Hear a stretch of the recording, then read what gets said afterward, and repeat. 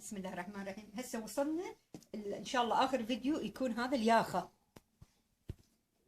ابدي هسه مثل ما قلت لك هذا اشرح كل مره قياسات البلوز، قصدي الياخه طولها 25 سنتيم، اكثر مو مشكله، ايش ما تكون اطول احلى، وعرضها 15 سنتيم حتى نقدر نسوي الياخه البيبي من الامام والياخه تكون من وراء على شكل مبوزه.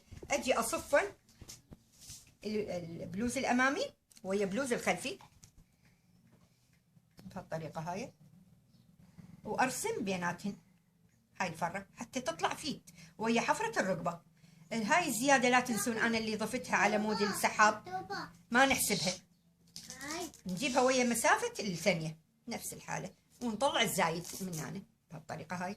نجي نرسم بالهذا الطباشير، حددنا من بعد ما رسمنا، انا رسمت هنا وقصيت على مود اكسب من الوقت، قصيته. اجي اشيلهن هنا ابدي ارسم للاستداره. شوفون شلونها شلون مفتره. ابدي هسه افصل لكم.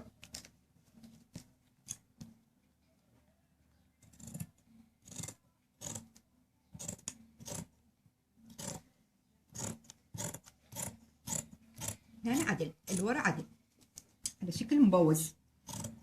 اكو قسم من الناس يسمونها الياخه البحريه بهالطريقه هاي. سويت وكملت. هاي اللي بتبقى الورانيه طويله، هاي الاماميه اجي اخليها على شكل مدور، افصلها من هنا.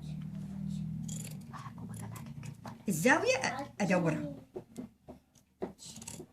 بشيء قليل حوالي سنتين، والباقي ناخذ خياط. هذا يكون شكلها من بعد ما تتخيط تتفصل. اجي انا بعدين اخيط هاي الطريقه كلش للنهايه ولحد ما اوصلها لهذا البوزه. اجي اثبتها على البلوز الاصلي اللي هو الكيبور، وان شاء الله كمل فصلنا.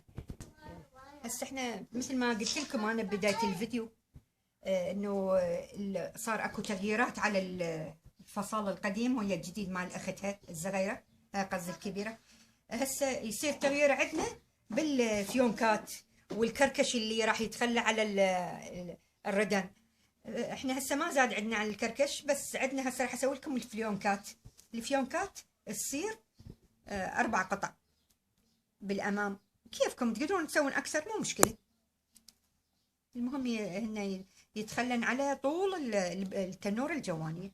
نجي نطبق القماش 4 طبقات، يكون مسافتها خلينا ناخذها بالسنتيمات وبالشباره. السنتيمات 8 سنتيم، وطولها 12 سنتيم.